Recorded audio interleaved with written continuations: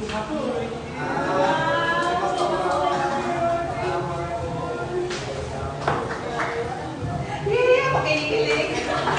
Parang gusto ko nang umiyak sa likod kanina.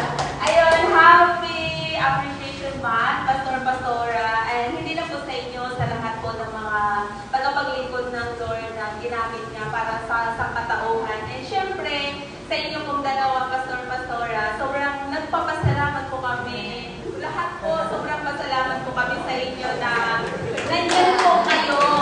Hindi niyo po kami iniiwan. Sa kabila ng pagiging pasaway namin, minsan down na down kami, minsan hirap na kami paano makabalik sa Lord, pero hindi niyo po kami sinusukuan. Lalo na sa akin po, sa inyong dalawa, sobrang nagpapasalamat po talaga ako na ginamit kayo ng Lord, binigay kayo sa aking family na tagapagpalakas po dahil nandiyan po kayo para gabayan kami sa pang-araw-araw namin. Alam po niyan, ninyo po kung gaano ako pasaway din na minsan gusto ko nang sumuko sa buhay, pero sila po yung Amen. number 1 na magulang ko po dito na nagpapalakas po sa spiritual life ko po.